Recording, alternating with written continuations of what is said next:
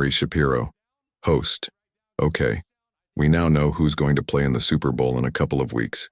The San Francisco 49ers will face the Kansas City Chiefs in Las Vegas. Now, this is not going to be a conversation about the matchup, but rather about one megastar who might be there. Taylor Swift has attended most Chiefs games this season to cheer on her boyfriend, star tight end Travis Kelce. That has had a huge impact on the NFL. The league had its highest regular season viewership among women since it began tracking in 2000. Research by the Apex Marketing Group says Swift's association with the NFL has added the equivalent of around $330 million in brand value to the Chiefs and the league. Now we will show you a short interview of Nora Princiotti and Shapiro. Enjoy watching. Absolutely. So glad to be here. People have been talking about the Swift-Kelce relationship for months now, but yesterday the attention really seemed to ramp up. What did you see? Well, we saw, first of all, the Chiefs win the AFC Championship game and earn their way into the biggest sporting event of the year. And Taylor Swift still managed to be one of the biggest storylines from that game, despite not being on the field, right? And whether you consider it sort of a sideshow or this thing that's really wonderful and has brought a lot of new viewers into the sport, it's a phenomenon that, I've covered the NFL for a long time and I've followed Taylor Swift for a long time. I never imagined they would come together in this way. And she's not the first celebrity to date an NFL star, so why has this become such a phenomenon? Well, part of it, I think, is just where she is in this real empirical phase of her career. She had the biggest tour of the summer. The pop cultural event of the year, I would say, was the Eras Tour.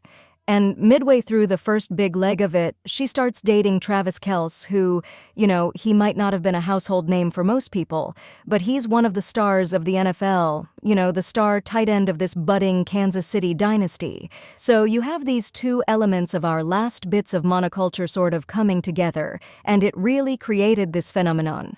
Well, I mentioned the economic boost that Taylor Swift has brought the league. Social media interest is way up. Sales of Chiefs merch are up. What does she mean to the NFL? I think that's a really, really interesting question because I think you see it in the numbers. You see it in the merchandise sales. I see it in my group texts with a lot of friends who do not normally follow football. And, I'm not saying that they're tuning into every game. They don't have suddenly hot takes about the Jets' defensive line, but they know what's going on in a way that is different from before this started to happen. So I think what it means for the NFL is a real presence of this kind of hyper-femininity that's really rare in such a, normally macho masculine environment. And the NFL for years and years has been trying to court women and court more women fans, and to be frank, they haven't always been very good at it. And they have sort of stumbled into this, hyper-influencer who's doing a lot of that work for them really well. All right. Just in our last 30 seconds, I got to ask, will Taylor Swift even make the Super Bowl? Because she's got a show in Tokyo the night before.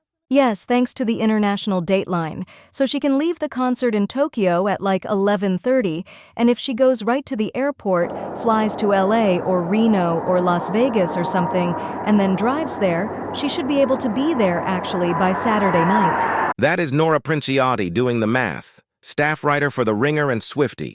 It's always good to talk to you. Thank you. Thank you. Don't forget to like the video, subscribe to the channel, and follow for more such news videos.